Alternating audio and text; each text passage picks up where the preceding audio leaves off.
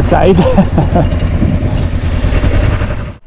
There are certain areas that we can't use the camera because there's so much alcohol in the air that they're worried about fire. So I'm gonna have to turn it off for now.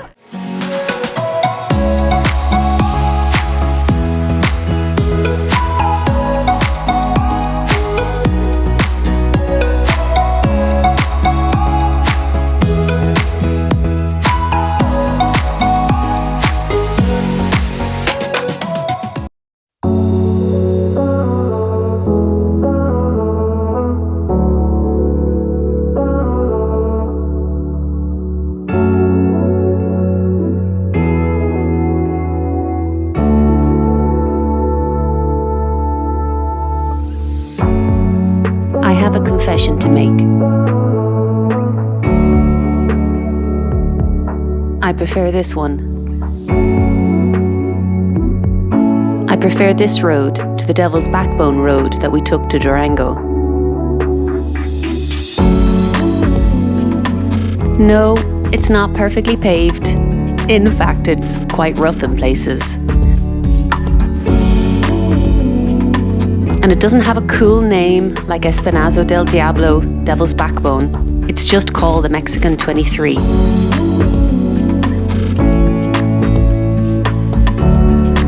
And it isn't a famous biker road. It's full of twisties, but because of the poor surface, you really can't go that fast. But it is one of the most spectacular places we've ever been, second only to the Dalton Highway. And the feeling of pure exhilaration and just joy at being alive when we're out here on the mountains is incomparable.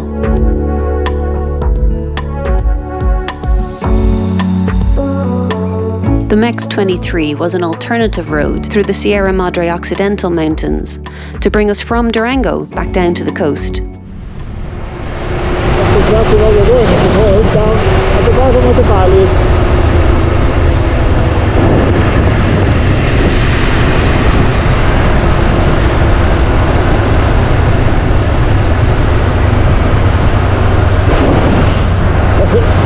You can see the roads down there like a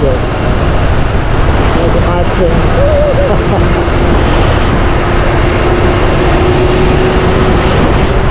There's so many lines you don't know which one is going up and which one is going down.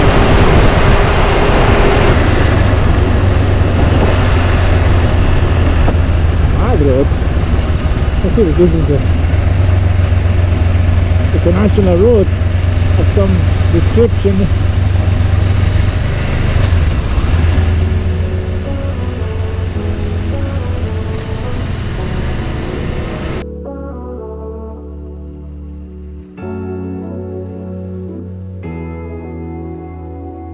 The corners were tight as the road went quickly downhill, and we had to stay alert due to the poor surface and frequent rocks in our path. And out here in remote Mexico, we were really feeling like proper adventure riders. Until we came around the corner to see a Coca-Cola lorry ahead of us on the road, and that brought our egos right back down to earth. We have noticed that Mexico seems to have a serious Coca-Cola addiction. So there must be a village out here somewhere that needs its hit, and the Coca-Cola company are going to supply it. But if the truck can do this road, then so can we. So a little bit behind, have to get all the dust. All good? Joking aside, this could be a very dangerous road, with frequent landslides, both onto the road and off the edge of it. On the side. And poor road conditions in general, which would be treacherous if it rained.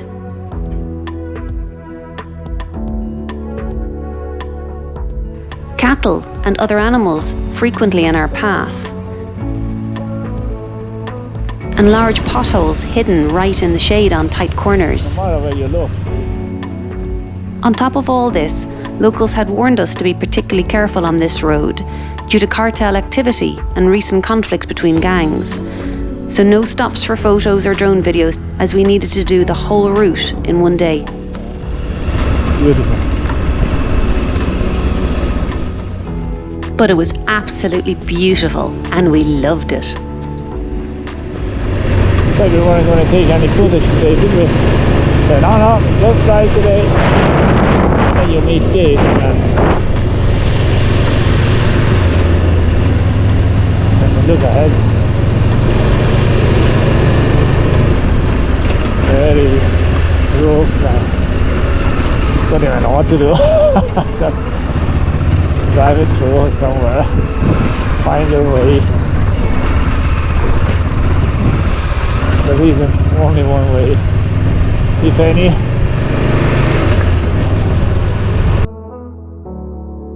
Our route took us through some rural Mexican villages, and it was really interesting to observe how they lived.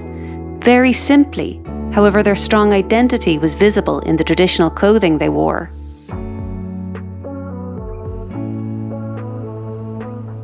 Housing was basic, and horses and donkeys grazed on the side of the road.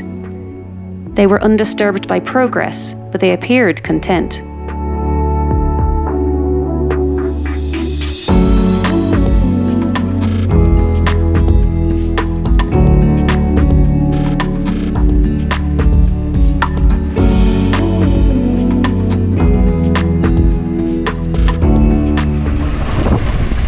Bad road to get here, but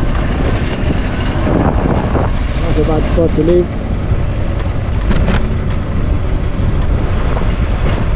Look at that. It's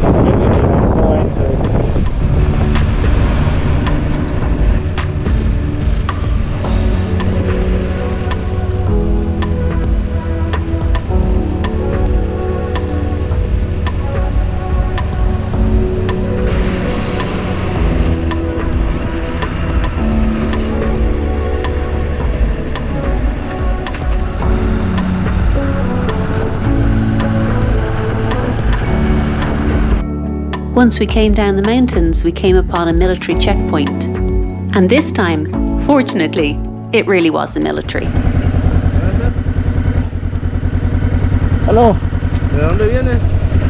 Veníamos de Durango. Ah, de Durango. Vienen del otro lado. Gringos. Sí, no, Irlanda, Ah, Europa. de Europa. Yeah. Y ¿Todo bien aquí? ¿Cómo? ¿Todo bien? Beautiful. Mexico is beautiful. Sí. Sí. Mexico is beautiful. Absolutely. Okay. Continuar, sí. Gracias. Buenos días, guys. Venga, que vaya bien. Buena suerte. They seemed like nice guys, but I have to admit, we were a little nervous as we weren't used to being stopped. Checkpoints were now becoming a lot more common, and this time it was the police.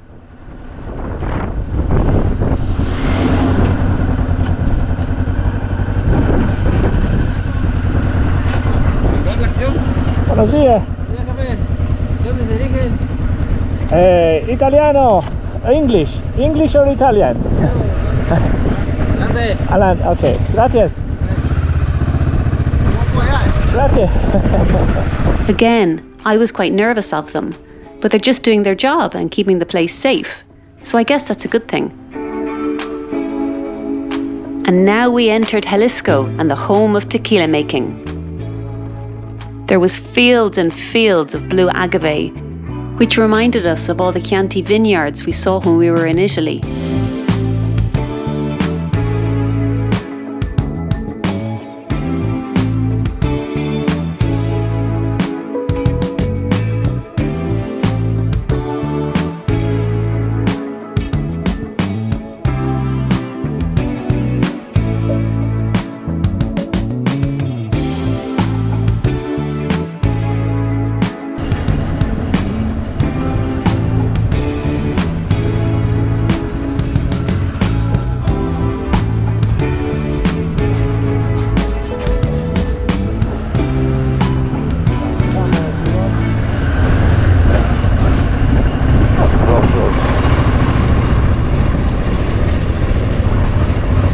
Off-roading in the middle of the town, a ramp.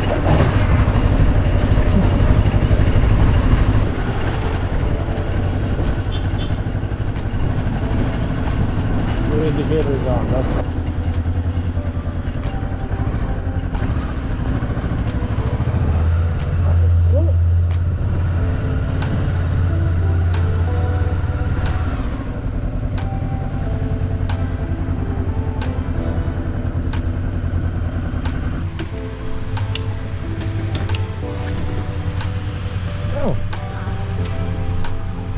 Welcome to Tequila. We're in Tequila, which is the gorgeous small town in Mexico where the spirit gets its name. And we're on our way to Casa Sosa, which are makers of world famous tequila. And we're going to go on a tour to see how they make the tequila and hopefully taste just a little bit of it. And I'm looking forward to that part of the tour. Yeah. Okay, let's go. When we heard you could go on a tequila making tour in the town of Tequila, we totally wanted to check it out.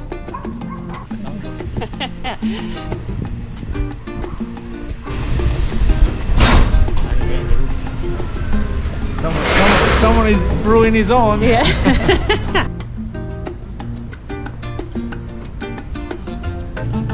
So we were right about the tour, but wrong about the time of the tour, as the only English-speaking one started at 1 p.m. We're officially on the tour now. This is lovely. 10 minutes before.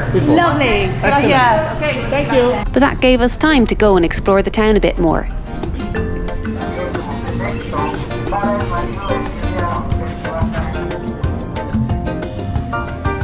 Tequila was just as vibrant, colourful and as fun as we were hoping. And everywhere there's signs and murals celebrating the tequila drink. It is a touristy town, but it's hard not to get caught up in the energy of it all. So it's 11 o'clock in the morning and there is any amount of alcohol to be bought here in Tequila. Don't have a shortage of it, No. I'm sure. So. We decided it was probably better to get some food first, so we got some gorgeous ceviche tostadas, which are marinated seafood on a crispy tortilla. Once again, delicious. Mexican food is amazing. And then it was time for our tour. Our guide Marisol started by telling us about the rules which allows the spirit to be called tequila. There are more than 290 varieties of agaves. 80% are Mexican, and with some of them, different drinks are produced. But the drink that we call tequila is produced with only one variety from the 290. Oh. So the agave that we use is this one, is the one that you're gonna see all around this place, everywhere. And it's called?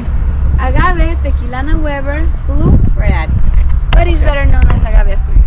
Azul. Or blue agave. So that's the only type of agave that we can use if we want to produce the drink.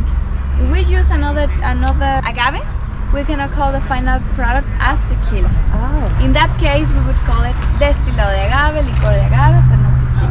That is like a rule that we have if we want to produce the drink. That's the first one.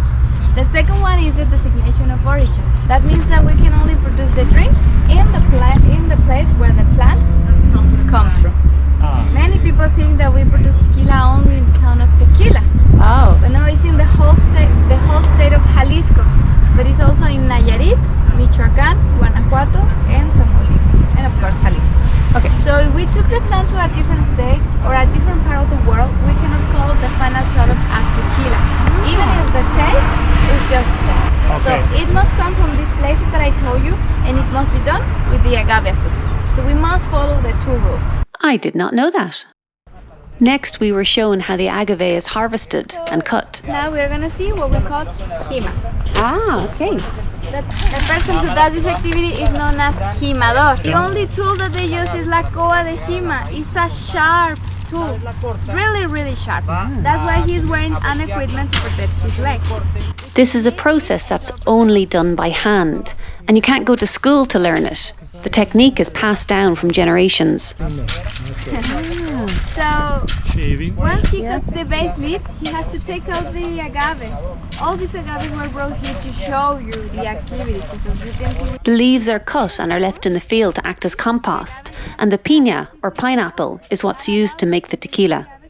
It takes about 5 kilos of piña to make 1 litre of tequila, but it's more important the sugar content rather than the actual size or weight.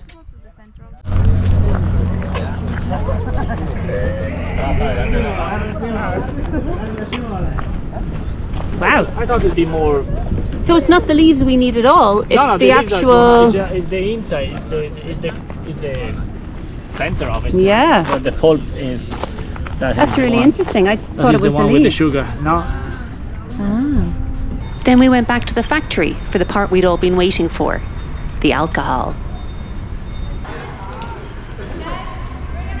Casa Sosa was very safety conscious. Hard hats, fluorescent stickers, and a ban on cameras? Ready to go. Now, there are certain areas that we can't use the camera because there's so much alcohol in the air that they're worried about fire. So we're going to have to turn it off for now. It's exciting. We'll go see. Marisol was actually very good and let me take a little shot once the doors were open for ventilation. And then these ones. They kicked off the tour with showing us the barrels where the tequila is aged and giving us a little taste. Now, this is our first one to taste. Yeah, this has been at least in a barrel for 3. This is, I think it's 4 years altogether. So it's extra añejo, so it's extra aged, and delicious. Yeah, I finished mine. very Sorry. nice. The distillery had a cool large painting in its hall, which depicted the traditional method of tequila making and also the effects the drink might have on you.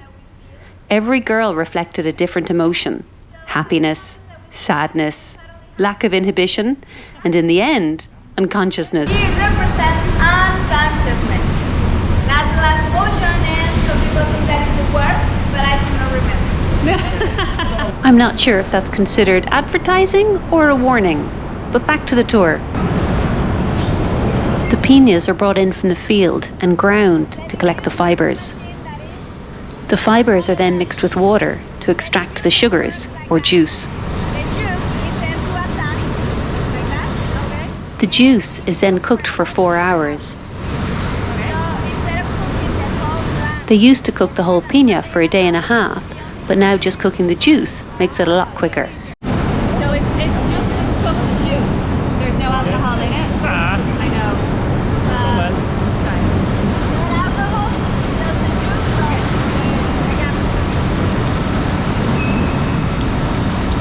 Wow, it's very sweet. The cooked agave juice is sent to the fermentation barrels and then it goes to distillation.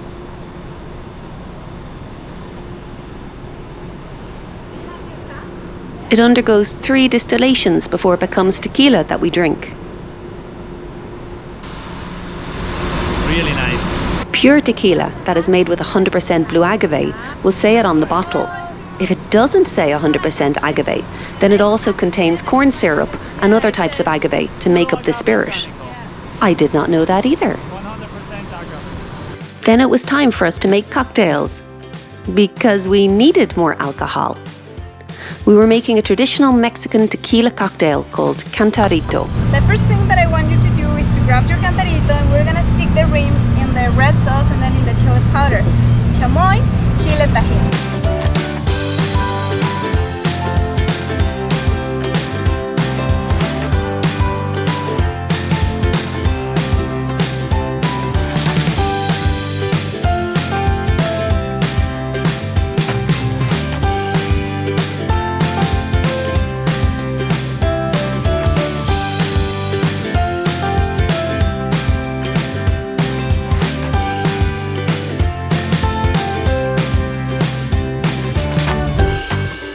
That was a really fun and interesting tour, and we were a little giddy by the end of it.